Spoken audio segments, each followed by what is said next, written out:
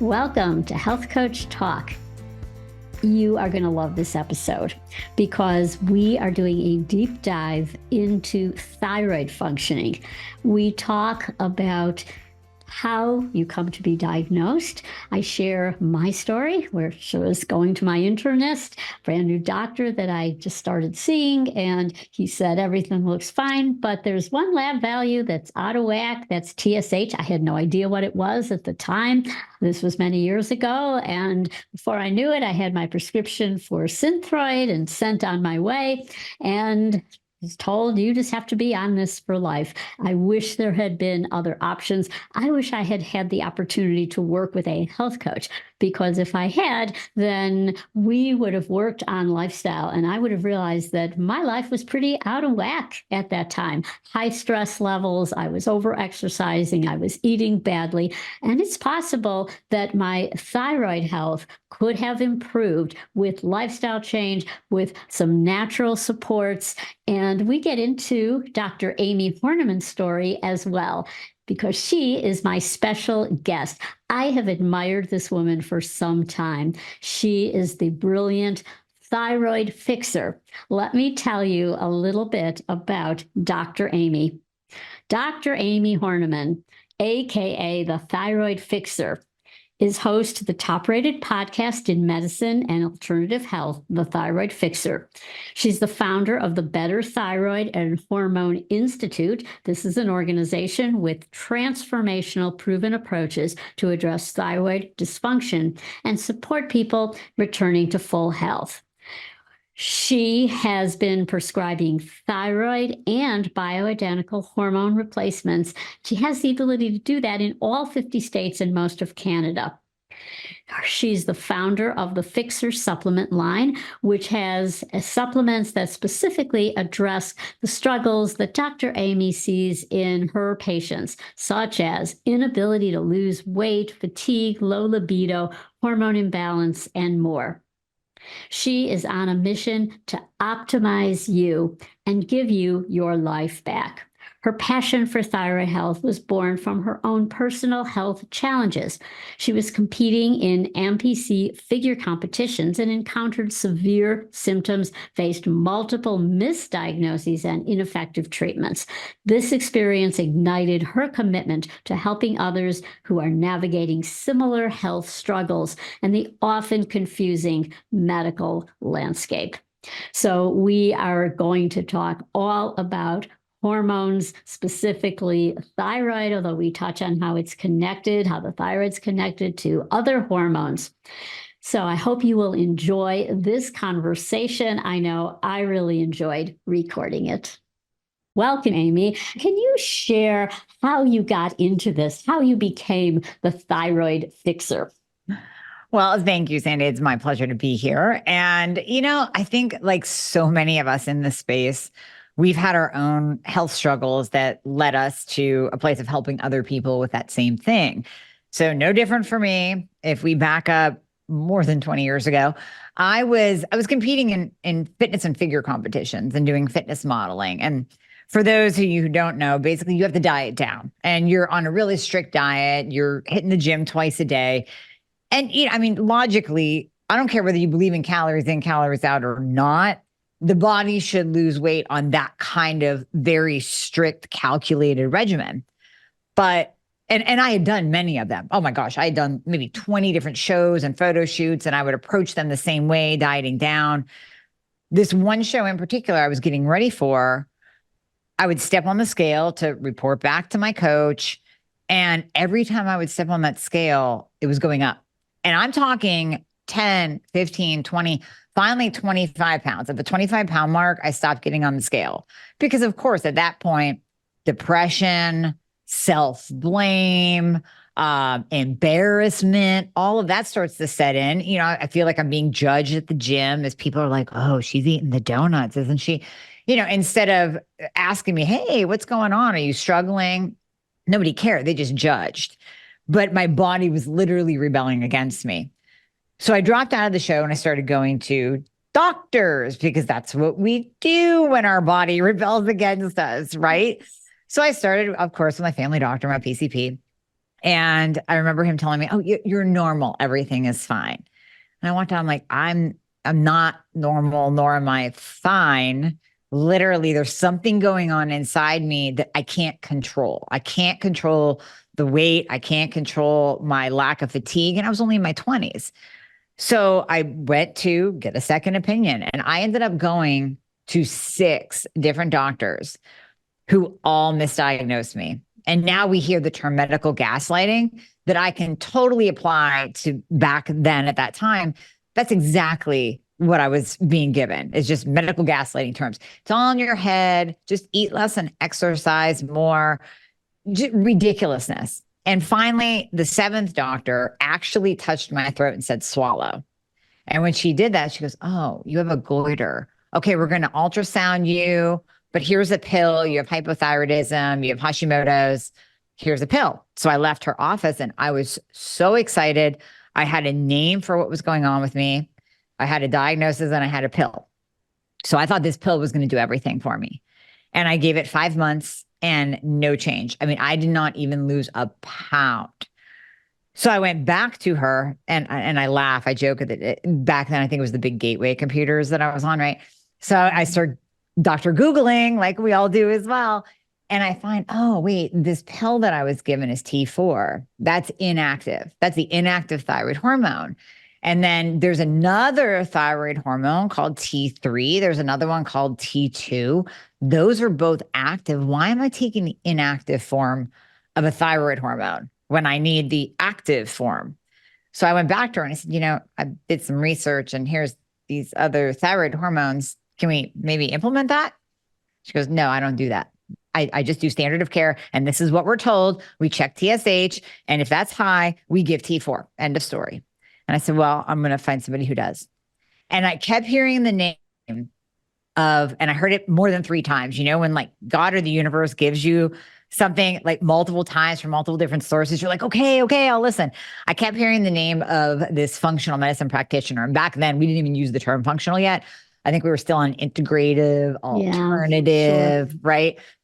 And I went to see him and he spent 90 minutes with me, which was like 82 minutes longer than any other doctor had spent with me, and did a bunch of labs, let me understand my labs, where he would sit and he'd go, okay, well, this is low and this is high and this is what we're looking at, and put me on a treatment regimen that actually worked, totally changed my life and thus changed my career. So he became my mentor. I studied under him. I now treat patients the same way. We start with this 90-minute visit. We're deep diving into labs. So he basically was the catalyst for changing my career path. Wow. Well, thank you for sharing that personal journey. And what I heard was your perseverance. You didn't stop with one doctor. You saw a lot of them. You didn't stop with just getting that one medication. You dug further. You kept going until you found the right doctor and the right treatment regimen.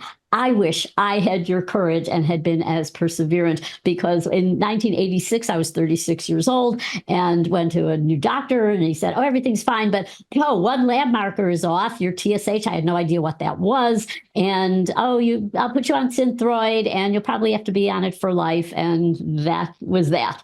And I regret then not digging further and finally found natural thyroid. But, it's still like always in the back of my mind. Like at the time, I was stressed out. I was eating poorly. I wasn't exercising. I wasn't getting the right nutrients for my thyroid. This could have been fixed. I could have fixed it with functional medicine. Even having a health coach helped me deal with all the lifestyle factors that I was ignoring at the time. But let's talk about why is more focus needed on a thyroid at this point in time?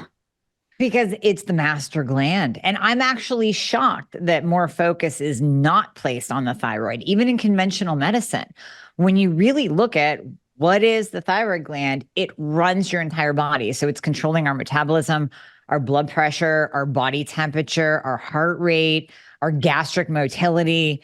Why wouldn't we pay attention to this master gland more than we are? And, it's really interesting. I think back, I gave a lecture to a group of integrative wellness practitioners many years ago. But I was still talking about the same thing back then that we talk about now. Why don't we test thoroughly for the thyroid? Multiple tests other than TSH. You and I were, we got our TSH tested, right? And that's the standard of care. If high, then give T4. But there's so many other tests that much of your audience knows. And then I talked about being in the Synthroid box. And why is it that we only prescribe T4, we only prescribe Synthroid or Levo, when there's multiple other thyroid medications and combinations of that we can really personalize for each individual? And the one doc raises his hand and goes, that's all we've learned. And I really think that that statement can permeate your question too, as to why isn't the thyroid gland looked at more thoroughly in all aspects of health?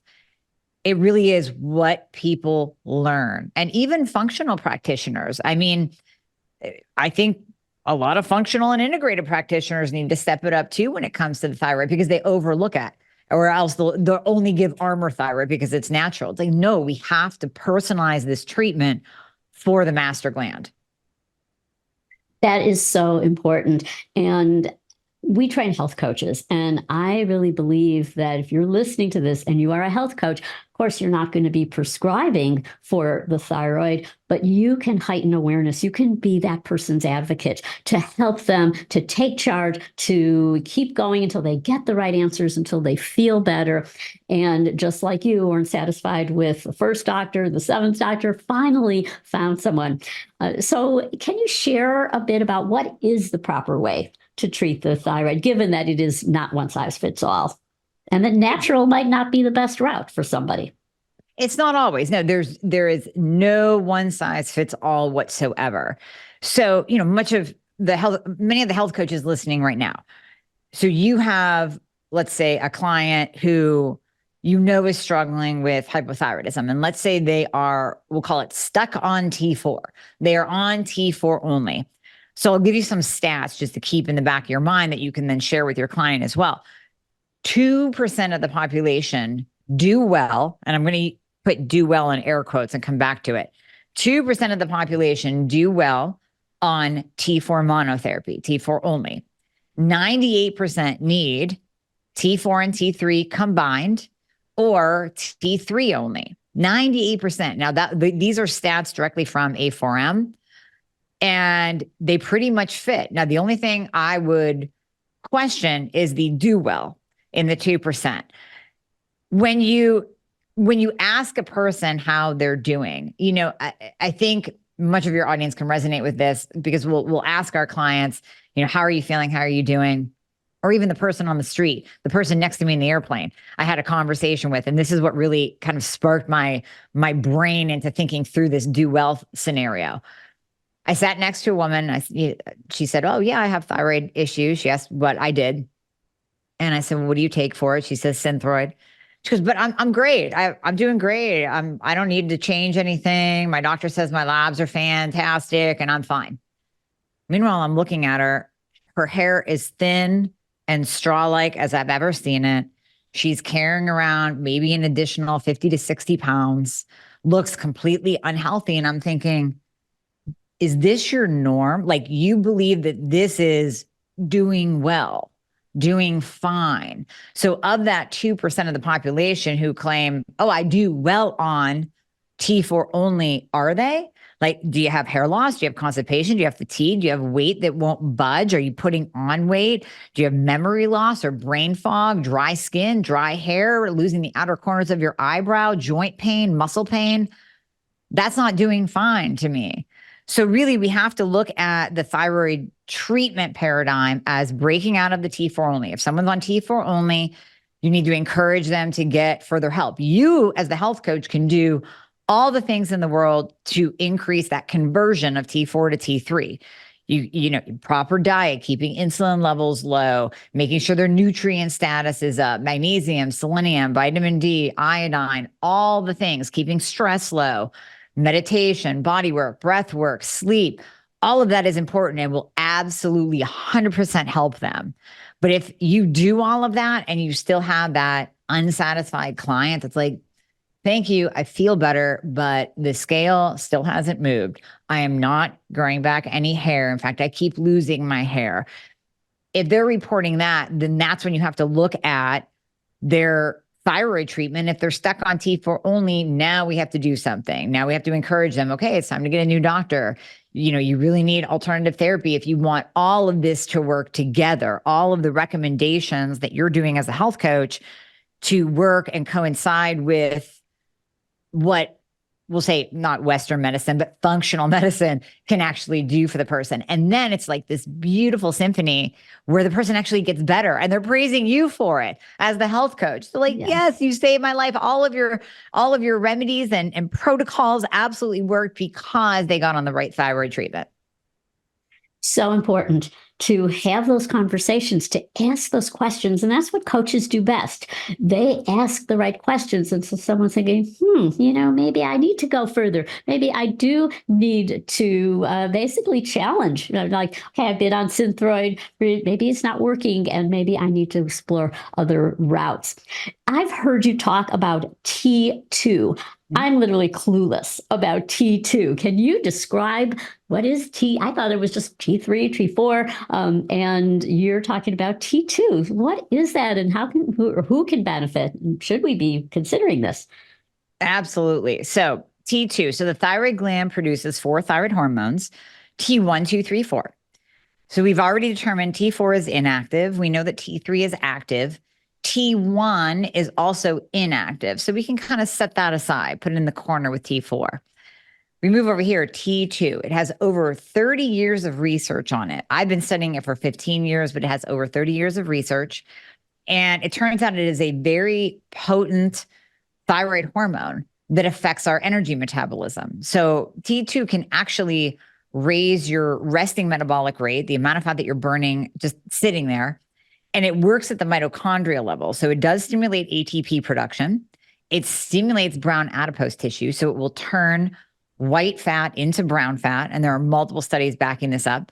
They showed that it will brown white fat in the presence of hypothyroidism, which is interesting because when someone has thyroidism, obviously we know that they have low metabolism unless they're being treated properly.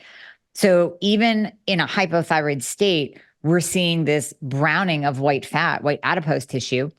And it was also done, another study showed the browning of white adipose tissue in the presence of a super physiological high fat diet, meaning, so this was done on rats, and they used a high fat diet, which would be the equivalent of us taking in around 1,000 grams of fat per day.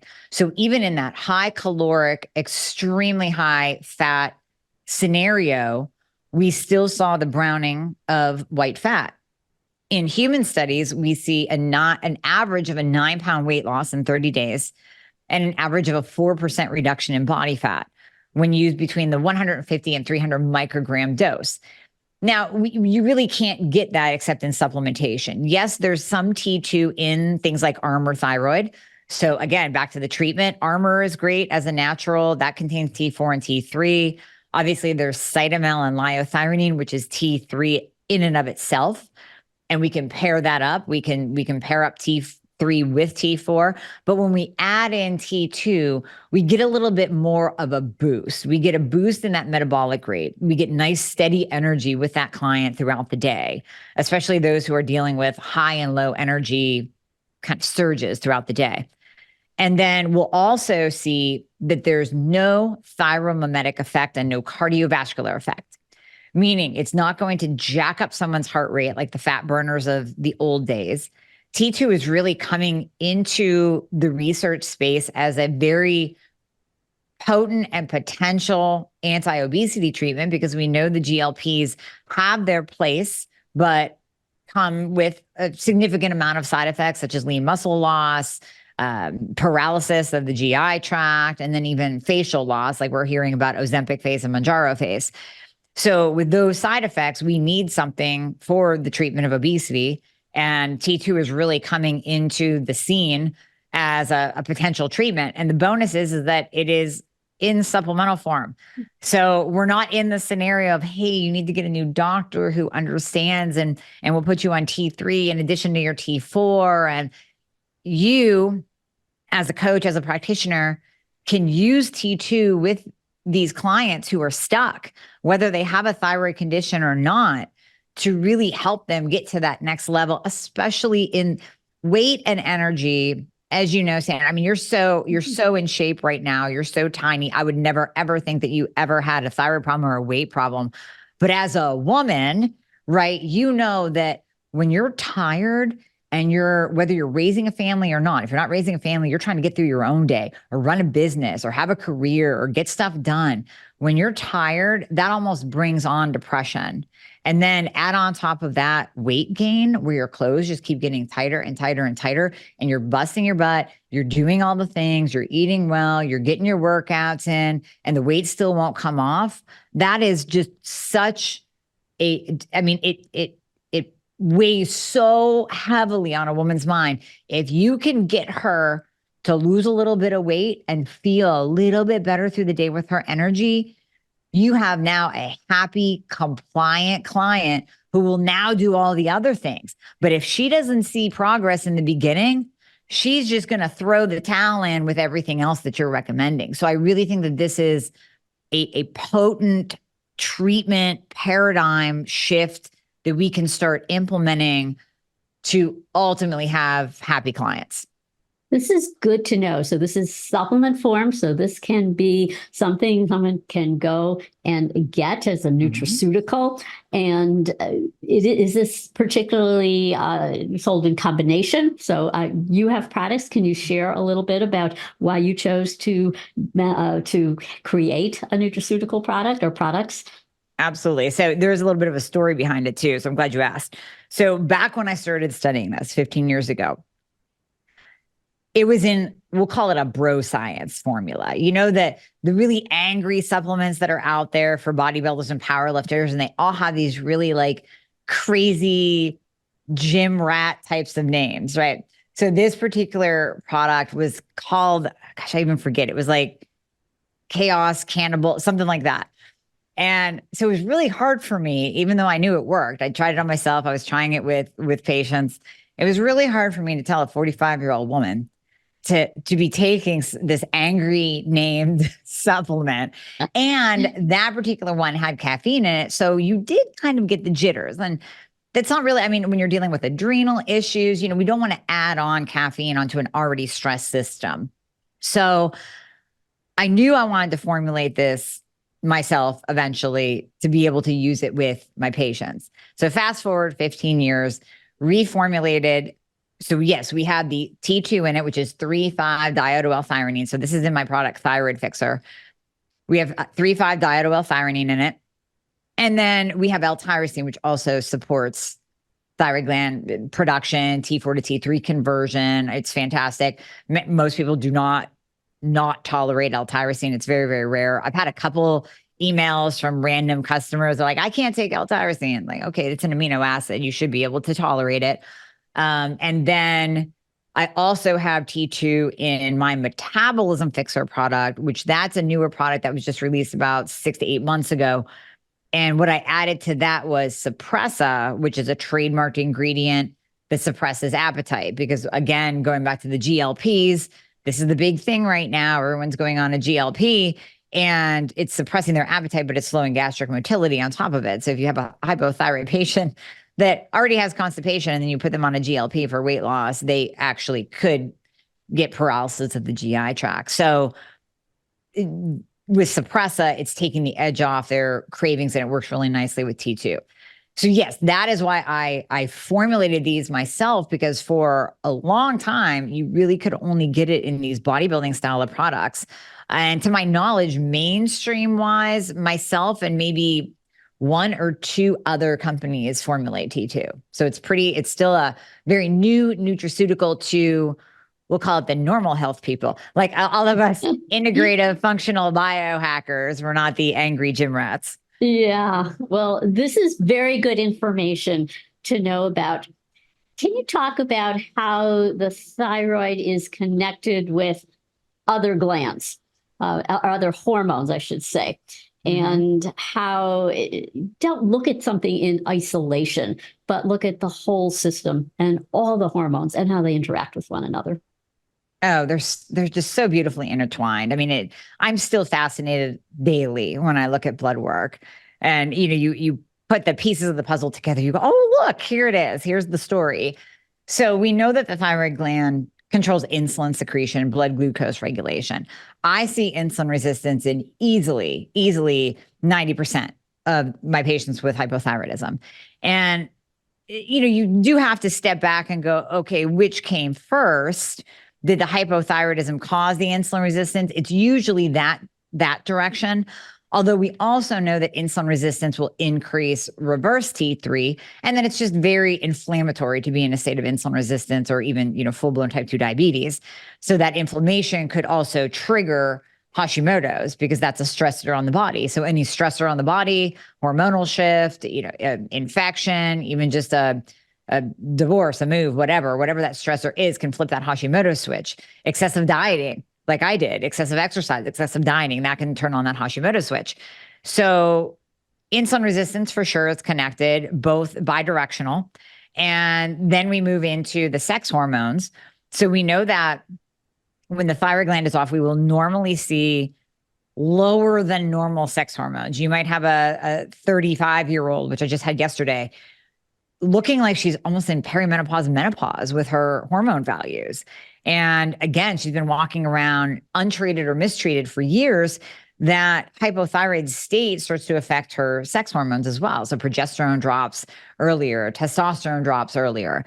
And then we have the other direction where testosterone is actually very protective against autoimmune. So there was one study done that took groups of men, although men are not as affected with Hashimoto's as we are as women, but they took a group of men who had low testosterone, and they found that low T was a huge trigger for Hashimoto's, which this is one reason why women get hit with Hashimoto's more so than men, because testosterone is very protective against autoimmunity.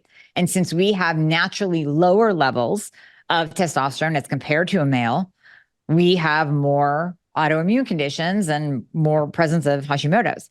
So when men were given TRT and their testosterone levels came back up to the optimal range, they saw a reduction in their antibodies. So we can see that bidirectional association with hormones as well. And then, of course, we know the adrenals. There's a huge tie with thyroid and adrenals, thyroid and cortisol. High cortisol and low cortisol will make someone almost be intolerant to T3. So let's say we have someone on T4 only. We want to start them on T3, whether it's Armour or adding in liothyronine to the regimen. And they take a small, tiny dose and they are going out of their mind. They're crawling out of their skin. They're anxious. They're jittery. Their heart's pounding. And you're looking, going, that should not be happening on that low of a dose. That doesn't make sense. But then you go, let's say you do a saliva test, you look at it, okay, they're flatline low across the board. They don't have enough cortisol to support them, and T3 needs cortisol, cortisol needs T3. So that is a perfect picture of, okay, this person is not going to be able to tolerate T3. And the same thing when we see super high cortisol levels. And I'm not talking just one little marker in the morning from the cortisol awakening response. I mean, they are pumping out cortisol throughout the day. They're almost flatlined high, or their pattern is all elevated. That can also contribute to not only elevated reverse T3, but can also contribute to the sensitivity when we start T3 therapy. So it's just, again, this beautiful interplay of hormones and thyroid, but we can see how, like you said, we can't just do one thing. We cannot just look at one thing and expect that if we fix that, everything else is going to be fixed. We have to do it all. This is so helpful. And I again think back to my experience. I was 36 at the time. I had a 2-year-old. I was studying for the psychology licensing exam. I was 5 miles religiously on the treadmill. I don't think I even had a glass of water before I'd get up, run downstairs, do my 5 miles on the treadmill. I was like eating poorly, binging on sugar, high stress levels. I had a private practice. I was seeing patients at the same time.